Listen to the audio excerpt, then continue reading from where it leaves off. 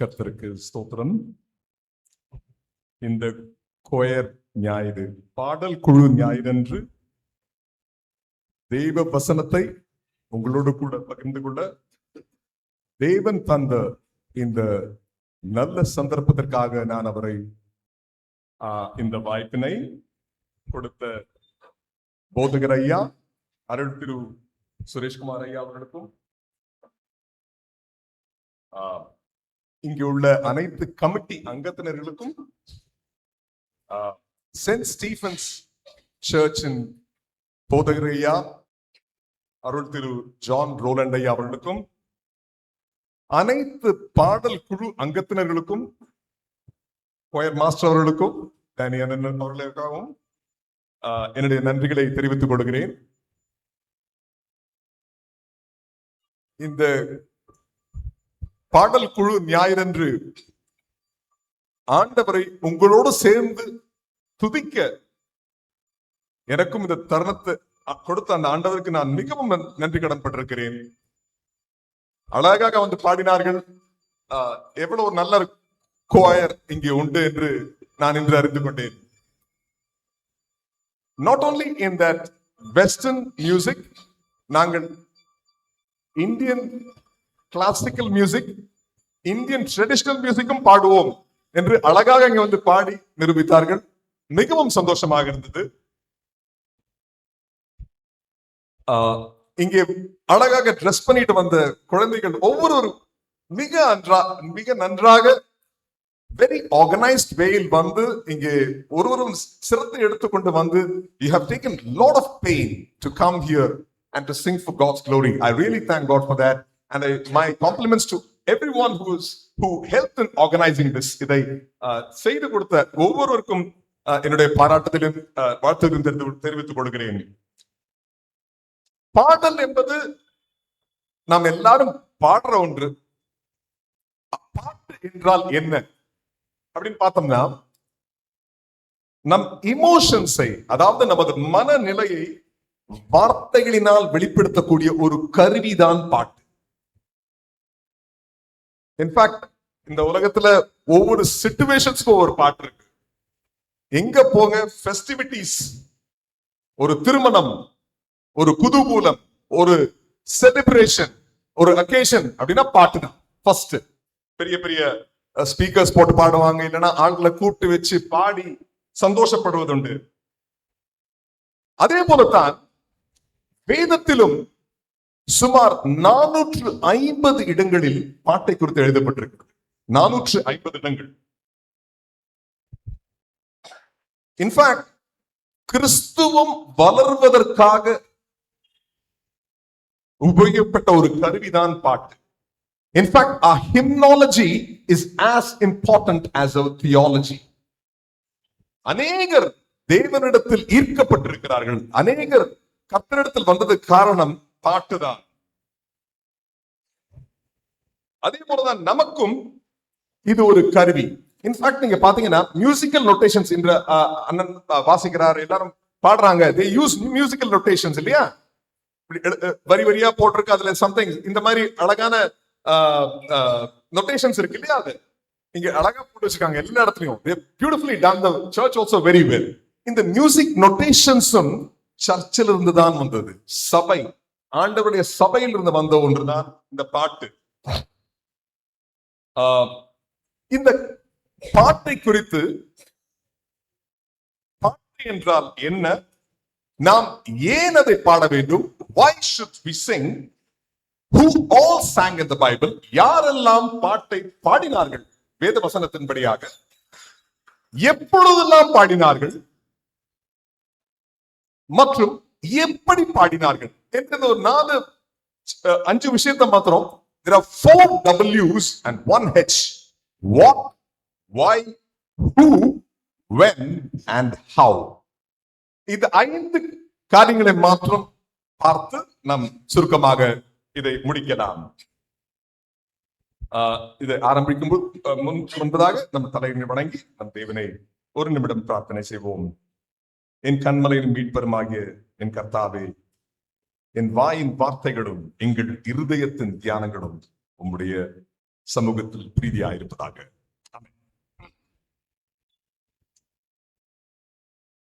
ஆண்டவர் நம் அவரிடத்தில் நெருங்குவதற்காக கற்பித்த ஒன்றுதான் இந்த பாட்டு. தேவனுடைய வசனத்தை இரவும் பகலும் தியானிப்பது. அப்போது ஆண்டவர் நம்மோடு பேசுகிறார். இரண்டாவதாக, நாம் ஜெபிக்கும் பொழுது நாம் அவரோடு பேசுகிறோம், நாம் அவரோடு உரையாடுகிறோம். இந்த குறித்து வசனம் என்ன சொல்லுகிறது என்றால், கொலோசியர் 3ஆம் அதிகாரம் 16ஆம் வசனத்தை யாராவது சத்தமாக வாசிக்க முடியுமா? கொலோசியர் 3:16.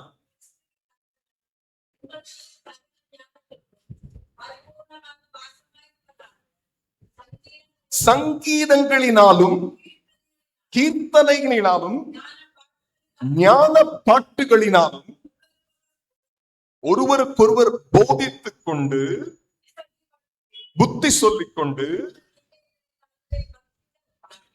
உங்கள் இருதயத்தில் கர்த்தரை பக்தியுடன் பாடி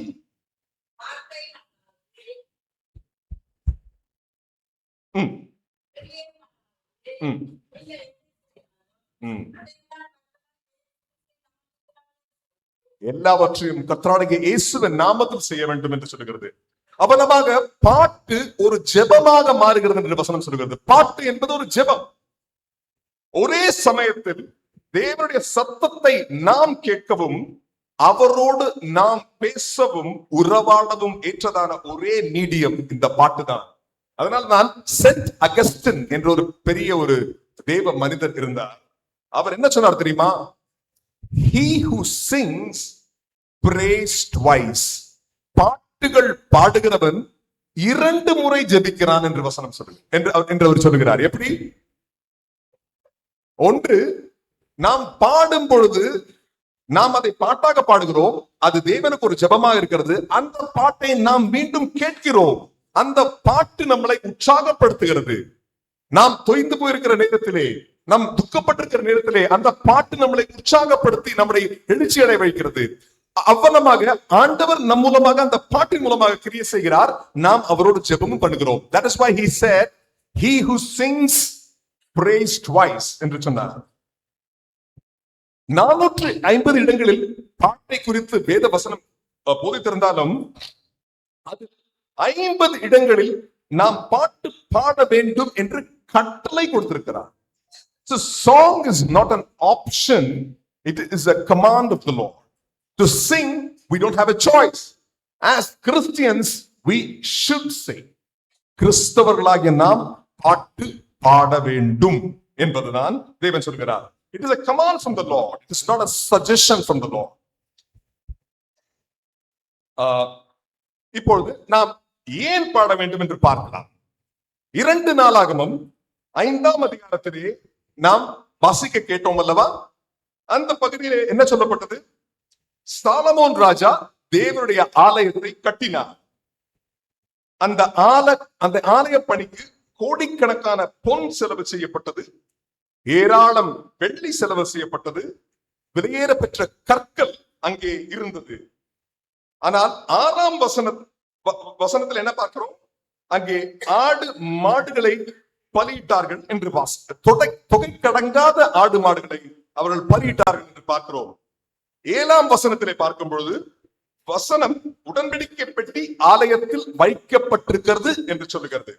தொடர்ந்து நம்ம கீழே பார்த்துட்டே போனோம்னா 14ஆம் வசனத்துல கர்த்தருடைய மகிமை தேவனுடைய ஆலயத்தை நிரப்பிற்று. The glory of the Lord filled the temple என்று வாசிக்கிறோம். இங்கே சாலமோன் ராஜா அநேகம் பொன்னும் வெள்ளியும் வெளியேற்ற பெற்ற கற்களை கொண்டு வந்து குவித்ததினால் மகிமை இறங்கிறது என்று பார்க்கிறோமா? இல்லை. தொகைக்கு அடங்காத ஆடு மாடுகளினால் மகிமை இறங்கிற்றா? அவளை when they sacrifice those cattle, did the glory of God come there? ஆனால் 13ஆம் வசனத்திலே அவர்கள் என்ன போட்டிருக்கிறது? அவர்கள் ஆசாரியர்கள் ஒருமிக்க பூரிகைகளை ஊதி ஏக சத்தமாய் கர்த்தரை துதித்து ஸ்தோத்திரம் பாடினார்கள். ஆசாரியர் பரிசுத்த ஸ்தலத்தில் இருந்து புறப்படுகையிலும் பாடகர் பூரிகைகள், தாளங்கள், கீத வாத்தியங்களுடைய சத்தத்தை தொனிக்க பண்ணின பொழுது கர்த்தர் நல்லவர், அவர் கிருபை என்றும் உள்ளது என்று அவரை ஸ்தோத்தரிக்கையிலும், அவர்கள் ஸ்தோத்தரிக்கையில் கர்த்தருடைய வீடாகிய தேவ ஆலயம் மேகத்தினால் நிறையப்பட்டது. கர்த்தருடைய மகிமை தேவ ஆலயத்தை நிரப்பிற்று என்று வாசிக்கிறோம். எப்பொழுது? அவர்கள் பாட்டுகள் பாடின பொழுது. Only when they sang, the glory of the Lord filled. Not because of the great structure, not because of the offerings that they made, not because of the gold and silver which was there, but only when they sang God's glory, the glory of God came into the temple. ஆனா வசனம் என்ன சொல்லுது? 1 கொரிந்தியர் 6:19 என்ன சொல்லுது? நமக்கு நிறைய பேருக்கு மனப்பாடமா தெரியக்கூடிய ஒரு வசனம் தான்.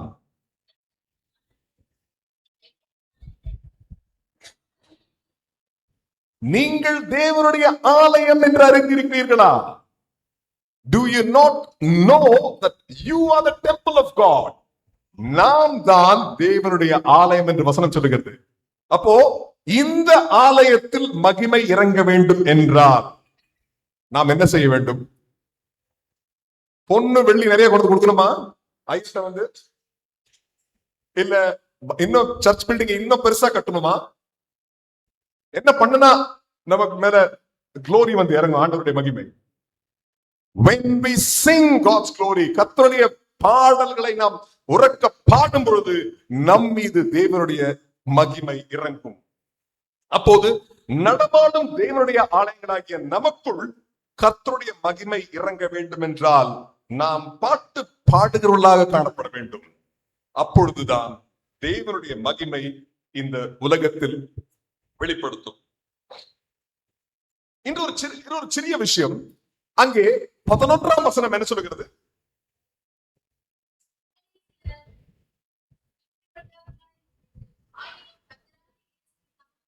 இல்ல 2 நாளாகமம்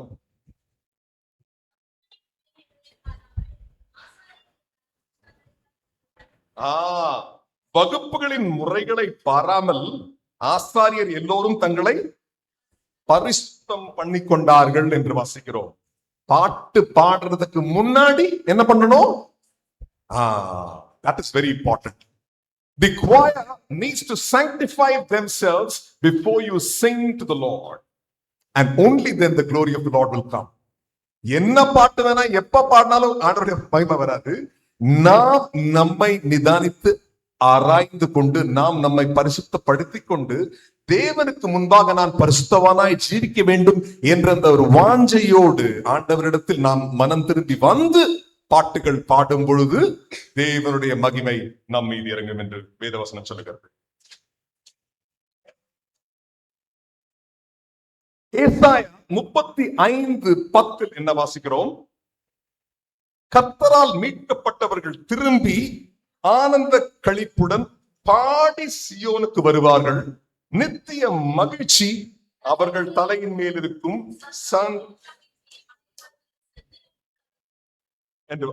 அப்போது தேவனால் மீட்கப்பட்ட அவருடைய பிள்ளையின் வாழ்க்கையிலே சஞ்சலமும் தவிப்பும் நீங்க வேண்டும் என்றால் அவர்களை கர்த்தரை துதித்து பாட வேண்டும். நம்ம எவ்வளவு தடவை கேட்டிருக்கோம் இல்லையா?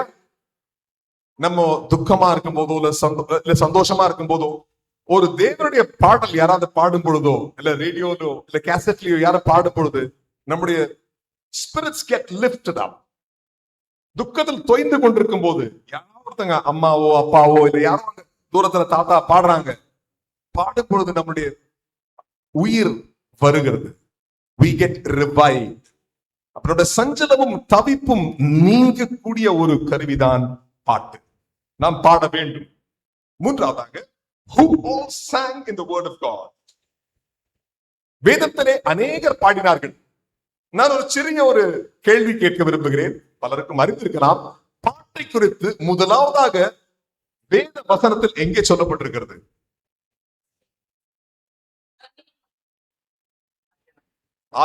ஆதியாகமத்திலயா? முதலாவது வேத வசனத்தில் பாட்டை குறித்து எங்கே சொல்லப்பட்டிருக்கிறது? ஓகே, நான் சொல்லிடுறேன். எக்ஸடஸ் 15th chapter இல்லையா? யாரோ அக்கா சொன்னாங்க மிரியாம் பாடினார்கள். But when was the first incident of singing? நான் கேட்கிற கேள்வி நல்லா விளங்கிக்கீங்க. முதலாவதாக பாட்டை குறித்து யாத்ராமத்தில் எழுதப்பட்டிருக்குது. நீங்க படிச்சுட்டு வந்தீங்கன்னா, அப்படியே வந்துட்டீங்கன்னா, ஜெனசிஸ், எக்ஸடஸ், லெவிட்டிகஸ் நம்ம பைபிள் படிச்சுட்டு வந்தோம்னா, யாத்ராகமம் 15th அதிகாரத்துல தான் முதலாவதாக பாட்டை குறித்து சொல்லப்பட்டிருக்கிறது. ஆனால் பாட்டு முதலாவதாக எப்போ பாடப்பட்டது?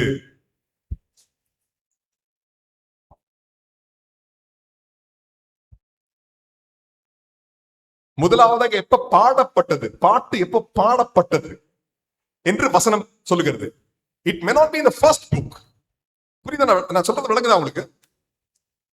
I'm not asking about the first recording of where it is about singing. I'm asking when was the first song sung? எப்போது ஃபர்ஸ்ட் பாட்டு பாடப்பட்டது என்று எழுதப்பட்டிருக்கிறது. ஓகே, என்னோட கொண்டு திருப்பிக் கொள்ளுங்கள். யோபுவின் அதிகாரம், யோபுவின் புஸ்தகம் 38ஆம் அதிகாரம் 4 7 வசனம் வரை.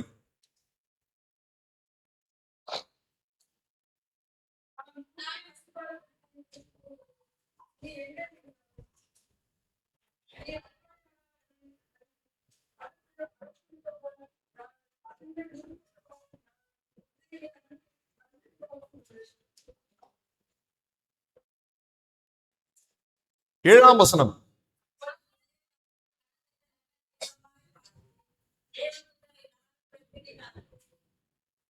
அப்பொழுது விடிய காலத்து நட்சத்திரங்கள் ஏகமாய் பாடி தேவ புத்திரர் எல்லாரும் கெம்பீரித்தார்கள். எப்பொழுது? when பூமியின் அஸ்திபாரம் இடப்பட்ட பொழுது. நம்ம ஆதியாகமம் 1:1 பாடி என்ன வாசிக்கிறோம்? ஆதியில் தேவன் வானத்தை பூமியும் சிருஷ்டித்தார். அங்கிருந்து வந்துருது. சிருஷ்டிக்கிறதுக்கு அப்புறமா வந்துருச்சு. ஆனா இங்க என்ன போட்டிருக்குது? அஸ்திபாரம் போடும் பொழுது யார் பாடினாங்க? விடிய காலத்து நட்சத்திரங்கள் ஏகமாய் பாடி தேவ புத்திரர். விடிய காலத்து நட்சத்திரம் என்று சொன்னால் sons of God, they are angels of God. வசனம் அப்படிதான் சொல்லுகிறது. If you look at the translations, they use the word sons of God and the stars for signifying the angels. சங்கீதக்காரன் தாவீது அநேக சங்கீதங்களை பாடினார். ஆல்மோஸ்ட் half of 150 psalms, சங்கீதங்கள் 150 சங்கீதங்கள் இருக்கின்றன. அதில் ஆல்மோஸ்ட் 73 74 சங்கீதம் தாவீதினால் எழுதப்பட்டது. மீதி எல்லாம் அவர் எழுதல.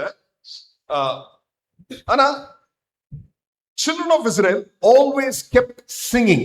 தேவனுடைய பிள்ளைகளான இஸ்ரவேலர் எப்பொழுதும் பாடினார்கள். இன்ஃபேக்ட் நம்ம வேத வாசிக்கும் பொழுது மத்தேயு 26ஆம் அதிகாரம் 30ஆம் வசனத்தை வாசிக்கும் பொழுது என்ன படிச்சோம்?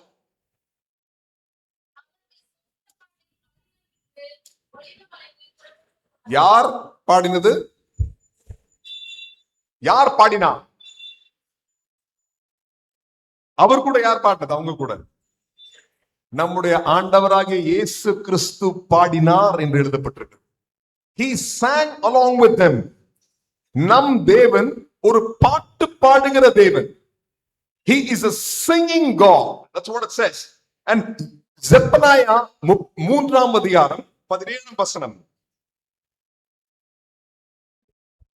Zephaniah 3:17.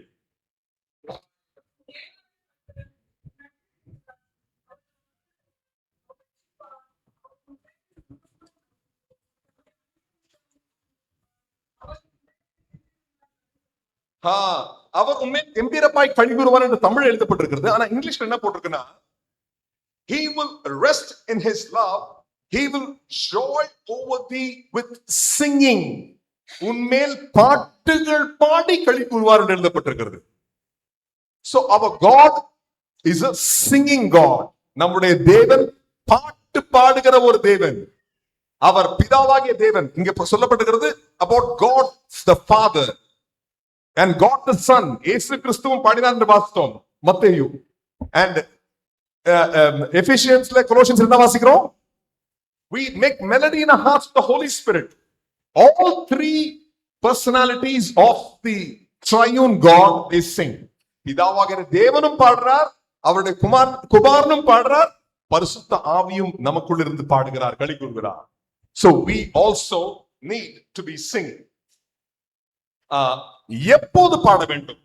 நான்காவதாக, பொதுவா நாம் சந்தோஷமா இருக்க பாடும்போது பாடுறோம். நம்மள அறியாமையே பாட்டு போகுது இல்லையா? ஆபீஸ்லயோ இல்ல ஸ்கூல்லயோ காலேஜ்லயோ யாரா பாட்டு பாடினா என்னப்பா எல்லாம் நல்லா தானே இருக்கு, மர கலந்துச்சான்னு கேட்கிறோம் இல்லையா? Like, because we know there's something happening to them. That's why they're singing the songs. சந்தோஷமா இருக்க பாடுறது வழக்கம். ஆனால் கர்த்தருடைய வேதத்திலிருந்து நாம் என்ன பார்த்தோம்? அழகா வாசிச்சாங்க. அப்போஸ்தலர் நடபடிகள்ல என்ன வாசித்தோம்? 16:25 எப்ப பாடினாங்க? எப்ப அவங்க பாடினாங்க? சிறைச்சாலையிலிருந்து பாடினார்கள். சிறைச்சாலையிலிருந்து பாடினார்கள். So there is no time. நம்ம இப்படி இருக்கும் போதுதான் பாடணும்னு கிடையாது. In fact, when you are in distress, that is the time you need to sing. நீங்கள் துக்க வேளையில் இருக்கும் பொழுது, கட்டுகளில் இருக்கும் பொழுது பாடினால் அந்த கட்டுகள் அவிழ்க்கப்படும் என்று வசனம் சொல்லுகிறது. மற்றும் 2 நாளாகமம் 20ஆம் அதிகாரம் 22ஆம் வசனம் வாசிக்கும் பொழுது, அவர்கள் பாடி துதி செய்ய தொடங்கின போது யூதாவுக்கு விரோதமாக பகைஞர் கர்த்தர் ஒருவருக்கு விரோதமாய் ஒருவர் எழும்ப பண்ணினார், அவர்கள் வெட்டுண்டு விழுந்தார்கள், யுத்தத்தின் மத்தியிலே பாடினார்கள் என்று வசனம் சொல்லுகிறது.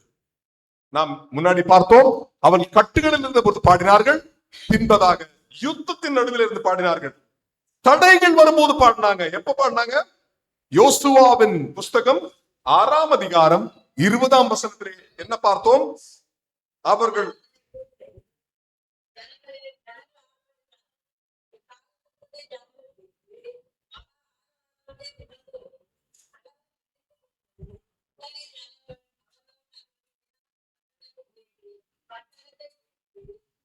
போதுமா? அவர்கள் ஆர்ப்பரித்து பாடும் பொழுது மதில்கள் இடித்து விழுந்தன. When they sang God's glory. அதே போல நம்முடைய வாழ்க்கையிலும் நாம் பாட்டு பாடும் பொழுது தடைகள் உடைக்கப்படும். நமக்கு விரோதமாக கிரியை செய்கிறதான அந்த பொல்லாத ஆவிகள் முறிந்து ஓடும்.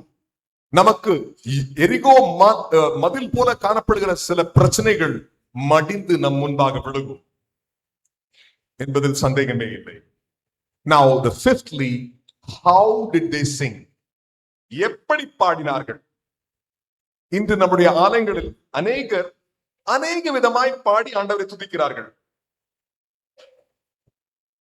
நாம் எப்படி பாடினாலும் கர்த்தர் அங்கீகரிப்பார் தானே என்று சொல்லுகிறார்கள். சில சபைகளில் கை தட்டக்கூடாது என்று சொல்லுகிறார்கள், சில சபைகளில் கை தட்டிதான் ஆரவரிக்க வேண்டும் என்று சொல்லுகிறார்கள், சில சபைகளில் மியூசிக் வாத்தியங்கள் வாசிக்கவே கூடாது என்று சொல்லுகிறார்கள். அப்படியும் இருக்கிறார்கள். அந்த சின்னிடத்தில் நன்றாக சத்தமாக இன்று உபயோகித்தது போல ஹார்மோனியம் வாசிக்கிறார்கள், தபலா வித்தியாசமான இன்ஸ்ட்ருமெண்ட்ஸ் யூஸ் பண்ணி வாசிக்கிறவர்கள் இருக்கிறார்கள். ஆனால் there are some guiding principles. பாட்டு எல்லாரும் பாட்டோம், ஆனா what are the guiding principles? நாம் பாட்டு பாடும் பொழுது தேவன் மகிமைப்படுகிறாரா அல்லது அந்த பாடுகிற நபருக்கு மகிமை வருகிறதா என்பதை நாம் சிந்திக்க வேண்டும். That is very important. And being choristers, we should be mindful of that. When we sing, is God glorified through my singing, or am I getting the glory because of my singing? That is what we need to see. Number one.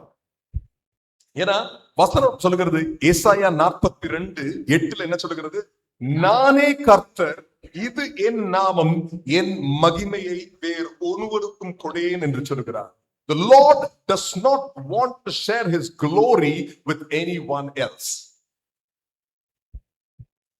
அதே மாதிரி பாட்டு பாடும் பொழுது it is not a performance. அது ஒரு performance அல்ல. It is a worship to God. கர்த்தரை ஆராதிக்கிற ஒரு ஆராதனை. பாடணும் இல்லையா? ஆராதனை இயேசுவுக்கு. The worship is for God. The glory is for God. இரண்டாவது பார்க்கும் பொழுது 1 கொரிந்தியர் 14:40 வாசிக்கிறோம், சகலமும் நல்லொழுக்கமாயும் கிரமமாயும் செய்யப்பட கடவுது என்று சொல்லுகிறார். அப்போ அது பாடலுக்கும் தகுந்தது தானே? பாடும் பொழுதும் அதே தான், same thing. Everything should be in decency and in order. It should be done in an orderly fashion. There should not be chaos.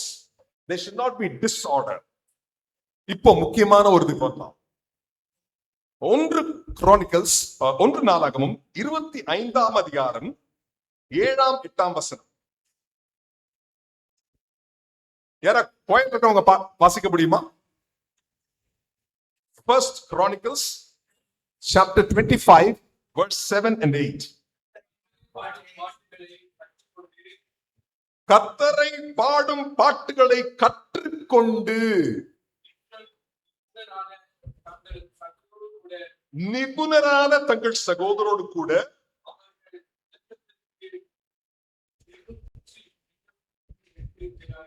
அவர் இலக்கத்திற்கு 288 பேர்களாயிருந்தார்கள்.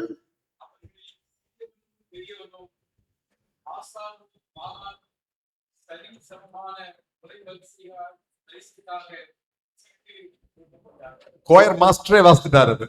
எனக்கு ரொம்ப சந்தோஷமா இருக்கு.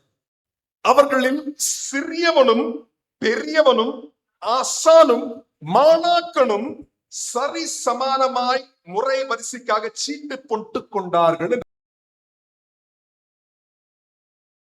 As choristers, today is the choir Sunday. We need to understand this. Number one, பாட்டுகளை கற்றுக்கொண்டு பாடினார்கள். They learned to sing. இதே மாதிரிதான் என்ன அழகா பாடினாங்க. Because they trained. அவங்க கற்றுக்கொள்ளவில்லையால் they could not have sung like that. That's number one. And number two is அவர்கள் நிபுணரானார்கள். They were experts. எப்போ எக்ஸ்பர்ட்னஸ் வரும்? Practice makes a man perfect.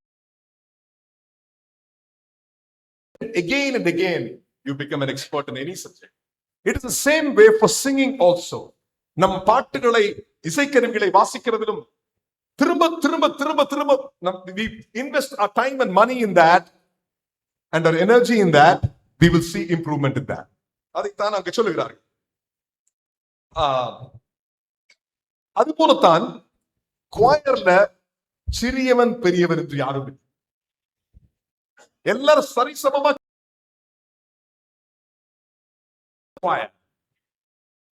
288 பேர் இருந்தாங்க. அவங்க சீட்டு போட்டுக்கொண்டு, ஏன்னா அவங்க 24 மணி நேரம் ஆண்டவரை துதிக்கணும். 24. So 144 into 2 times. So 12 into 24 is that. So every time 12 people were there. So God's glory. அதனால தான் 288 பேர் இருந்தாங்க. So everybody, ஆசானும் இல்ல மாணாக்கனும் இல்ல. There is no, because we all sing for God's glory. We all do the same job together. இப்போ அடுத்த கேள்வி. Okay, இது வந்து கோரஸ்டர்ஸ், கோயர் பாடுறவங்க, பாடல் குழு ஆராதனை இன்று.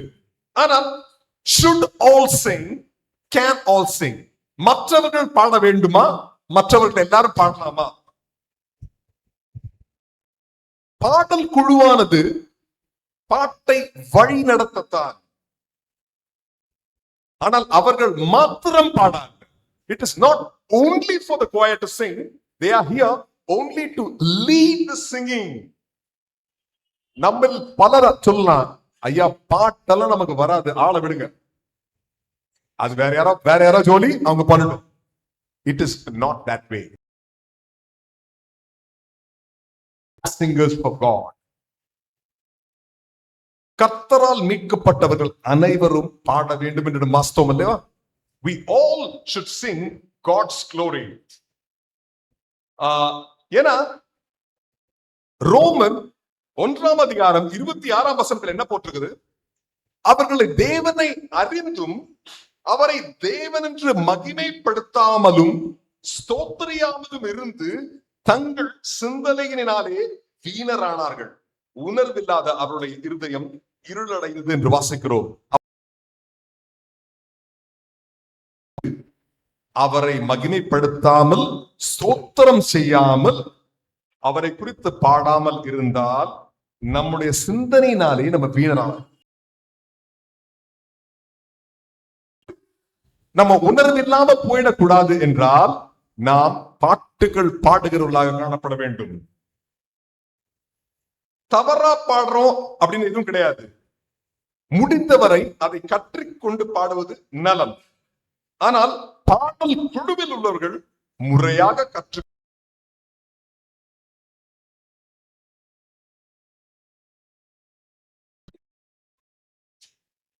கடைசியா Psalms 81 verse 1 and 10. கோயர்ல இருக்கிற யாரா பாட அண்ணமாரி யாரா வாசிக்க முடியுமா? சங்கீதம் 81 அதிகாரம் 1 வசனமும் 10 வசனமும். Sing aloud to God.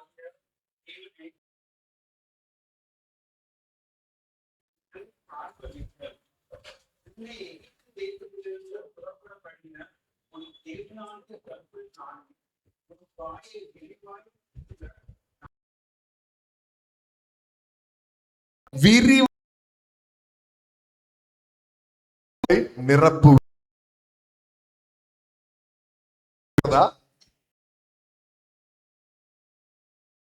தேவனை கம்பீரமாய்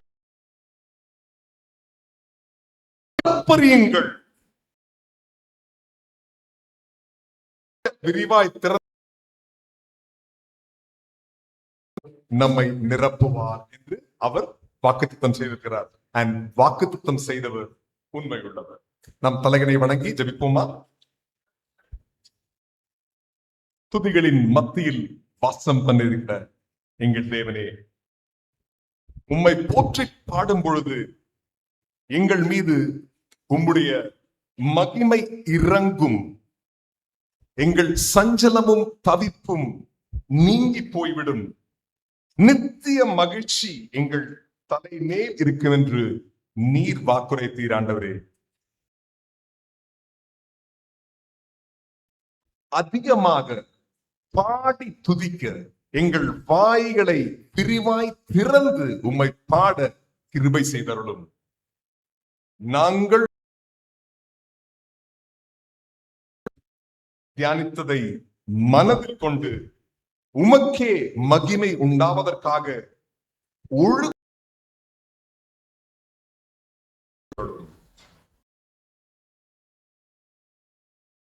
கெஞ்சி கேட்டுக் கொள்கிறோம் பிதாவே.